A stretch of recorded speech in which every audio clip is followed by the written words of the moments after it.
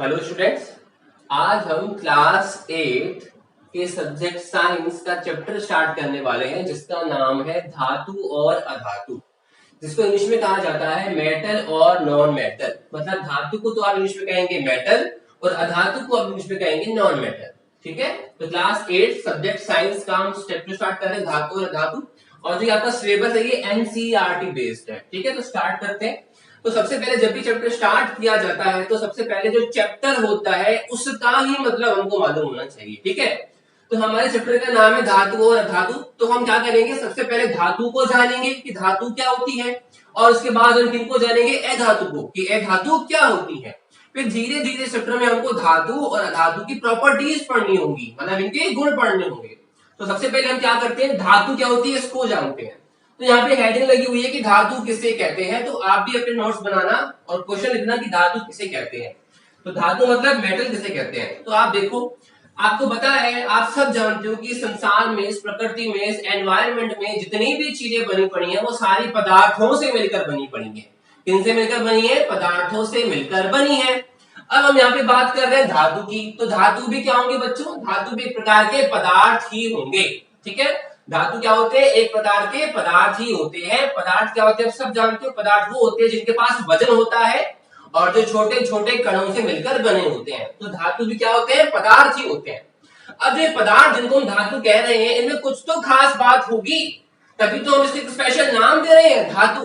क्या वरना हम उसको केवल पदार्थ बोल के नहीं छोड़ देते, लेकिन इसको स्पेशल नाम दे रहे हैं। क्या दे रहे हैं, धातु।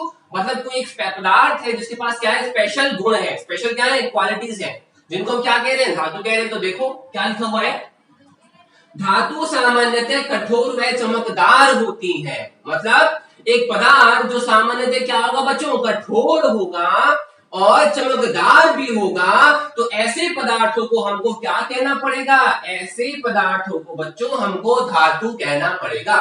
है तो पदार्थ लेकिन एक स्पेशल पदार्थ है। कैसा, जो कैसा होगा बच्चों, जो कठोर होगा और कैसा होगा, चमकदार होगा।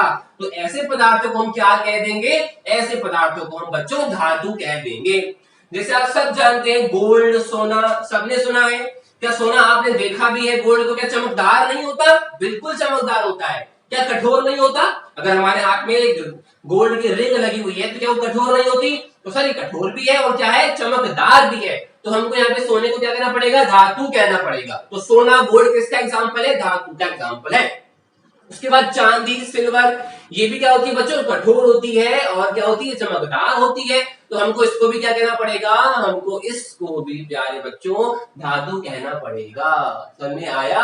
अब है ना, ये जो परिभाषा हमने लिखी है कि धातु सामान्यतः कठोर व चमकदार होती है, ये एग्जैक्ट परिभाषा नहीं है, ये धातु के गुण कहलाएंगे। खुद आप पढ़ के देखो, क्या आपको लग नहीं रहा कि धातु के गुण है, कि जो धातुएं होती है वो कठोर होती है और धातुएं कैसी होती है, चमकदार होती है। तो ये तो गुण हो गया, लेकिन एक एग्जैक्ट परिभाषा, विज्ञान की भाषा में परिभाषा क्या बनती है, तो ध्यान रखना। मैं मान के चल रहा हूं कि मेरे हाथ में धातु है, मान लो कि मेरे हाथ में बच्चों क्या है, धातु है। जब धातु है तो क्या बोलोगे सर, धातु पदार्थ ही तो होती है। क्या होती है, पदार्थ ही होती है। मतलब मेरे हाथ में धातु है मतलब पदार्थ है। अब जब मेरे हाथ में पदार्थ है तो तुम क्या बोलोगे, सर ये पदार्थ बहुत सारे छोटे छोटे कणों से मिलकर बना होगा, बिल्कुल बोलोगे। और जो ये छोटे छोटे कण होते हैं ये होते क्या है, परमाणु होते हैं। क्या होते हैं, परमाणु। तो मैं कह सकता हूं कि हमारी धातु जो भी होगी, जो मेरे हाथ पे धातु है, ये बहुत सारे छोटे छोटे परमाणुओं से मिलकर बनी है। बोलो हाँ कि ना।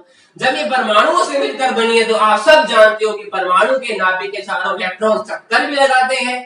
मतलब इस धातु के अंदर जो परमाणु है उसमें जो इलेक्ट्रॉन्स होंगे वो लगातार चक्कर लगा रहे होंगे। क्या आप इस बात से सहमत है। तो यहाँ पे बच्चों हमें एग्जांपल दे रहे हैं सोडियम। जो सोडियम होता है ना, ये भी एक प्रकार का धातु होती है। आपने 1 से लेकर 20 तक धातु याद करे होंगे, उसमें 11वें नंबर पर आता है सोडियम।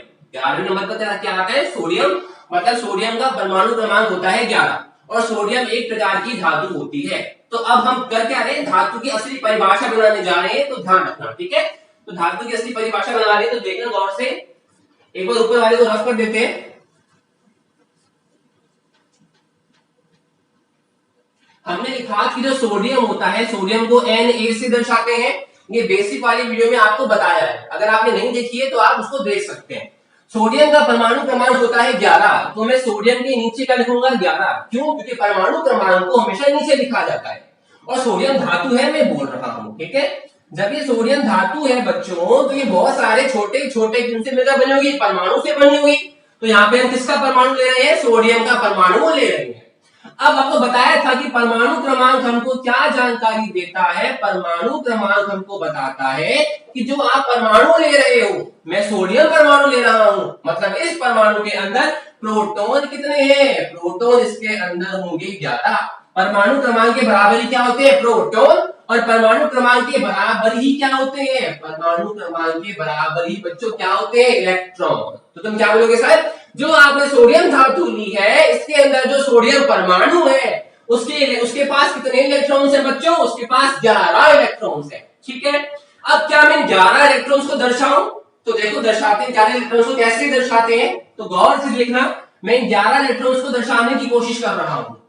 तो आप सब जानते हैं कि हम बनाएंगे यहाँ पे सोडियम का परमाणु, तो परमाणु के बिल्कुल बीच में होता है परमाणु का नाम भी, जिसको प्लस से शो करते हैं। ये बेसिक वाली क्लास में बहुत अच्छे से एक्सप्लेन किया है, आप देख सकते हो। उसके बाद हम यहाँ पे बनाने जा रहे हैं पहली कक्षा। पहली कक्षाएं क्या होती हैं? जिनके अंदर एक ऐसा रास्ता, एक ऐसा पद जिनके अंदर इलेक्ट्रॉन चक्कर लगाते हैं।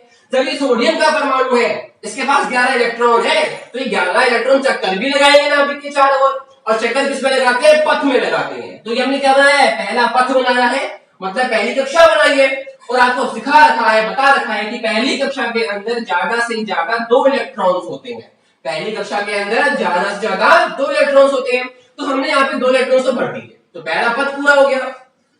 अब यहाँ पे हम बना रहे हैं दूसरा पथ। दूसरे पथ के अंदर बच्चों ज्यादा से ज्यादा 8 इलेक्ट्रॉन्स भर सकते हैं। तो सोडियम के पास है तो 11 इलेक्ट्रॉन्स, हमने पहले के अंदर 2 भर लिए। अब बचे हमारे पास कितने? अब हमारे पास बचे 9। लेकिन दूसरे में कितने भर सकते हैं? 8। तो क्या मैं 8 भर दूं? दूसरे के अंदर 1 2 3 4 5 6 7 8। तो कुल मैंने कितने इलेक्ट्रॉन्स भर दिए? 10 इलेक्ट्रॉन्स भर दिए। मेरे पास अभी भी कितना इलेक्ट्रॉन रह गया? 1 इलेक्ट्रॉन रह गया। तो यहाँ पे मैं तीसरी कक्षा बनाऊंगा। क्या बनाऊंगा? तीसरी कक्षा। तो तीसरी कक्षा में केवल कितने इलेक्ट्रॉन्स आएंगे? 1 इलेक्ट्रॉन आएगा बच्चों। कितना आएगा? 1 इलेक्ट्रॉन आएगा।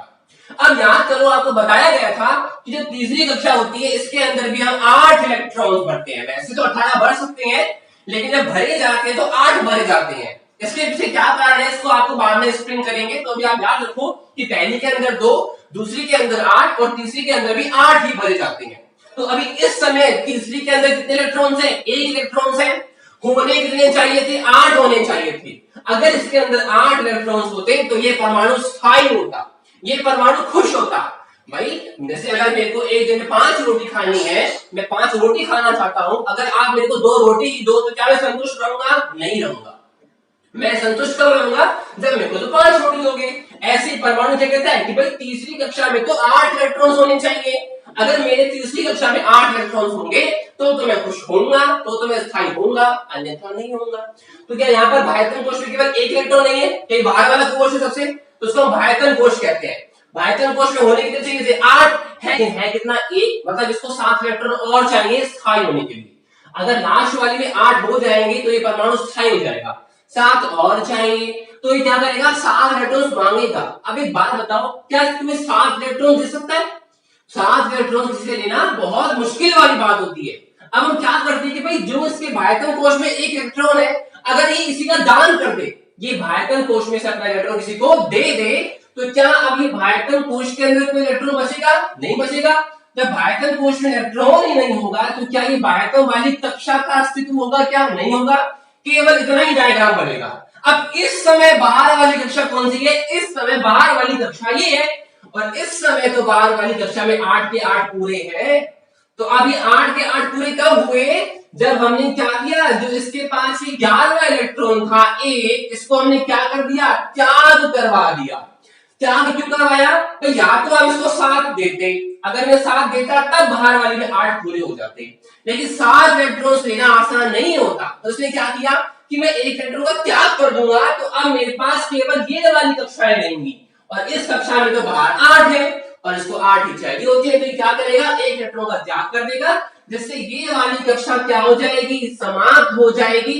अब बाहर वाली कक्षा केवल ये है, इसमें तो 8 इलेक्ट्रॉन्स है और 8 इलेक्ट्रॉन्स के कारण क्या हो गया, अब स्थायी हो गया। तो बच्चों स्थायी कब हुआ, एक इलेक्ट्रॉन त्यागने के बाद। तो तुमने सीखा कि सोडियम का गुण क्या होता है, एक इलेक्ट्रॉन को त्यागना होता है।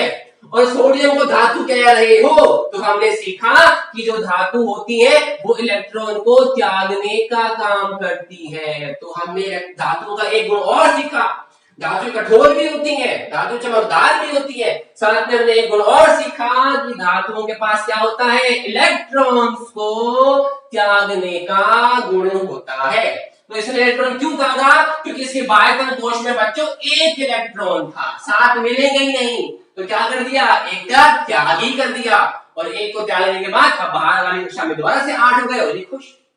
तो इलेक्ट्रॉन्स त्यागने का काम कौन करती है, धातुएं करती हैं। तो देखो नेक्स्ट प्रश्न लिखिए, धातुओं में स्थित परमाणु के बाह्यतम कोश में यहां तो होगा एक इलेक्ट्रॉन, जो मैंने दिखा दिया, या इसके बाह्यतम कोश में हो सकते हैं 2 इलेक्ट्रॉन्स, या इसके बाह्यतम कोश में हो सकते हैं 3 इलेक्ट्रॉन्स। तो आपको केवल उनको धातु कहना पड़ेगा जिनके परमाणुओं के बाह्यतम कोश में या तो हो 1 इलेक्ट्रॉन, जिसका एग्जांपल आपको दे दिया, या हो 2 इलेक्ट्रॉन्स, या हो क्या हो 3 इलेक्ट्रॉन्स। तो ऐसे क्या कहलाते हैं पदार्थ, धातु कहलाते हैं। तो 2 और 3 एग्जांपल मैं आपको दे रहा हूं, तो देखें।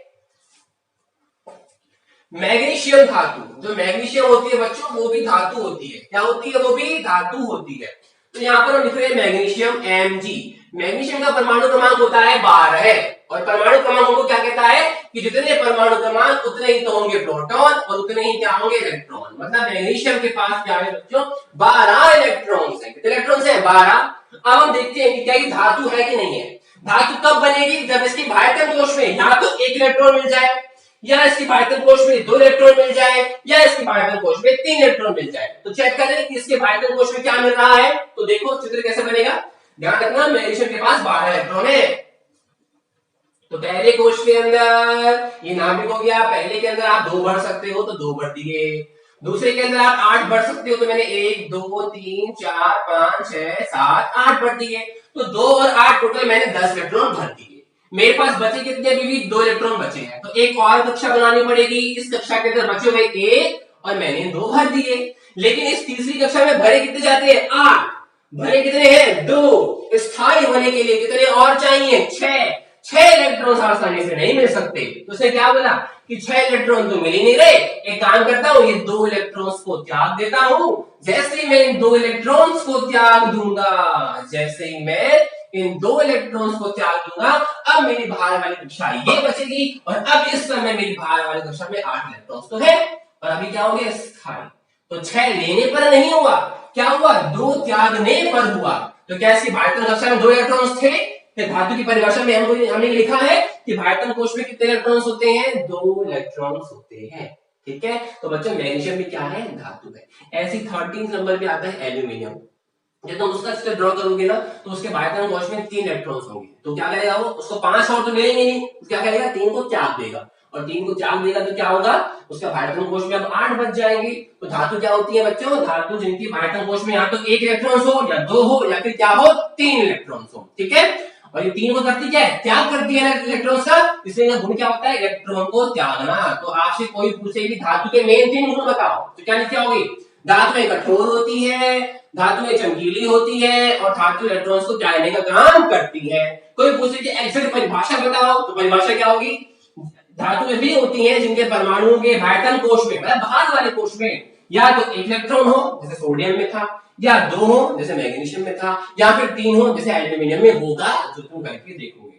तो हमें यहाँ पे गोल्ड, सिल्वर, सोडियम, मैग्नीशियम, ये सब किसके एग्जाम्पल होते हैं बच्चों, ये सब धातु के एग्जाम्पल होते हैं। नेक्स्ट वीडियो में हम धातु पढ़ेंगे। तो आई होप वीडियो आपको अच्छा लगा होगा। आप देख रहे हैं, आप नोट्स बना रहे हैं।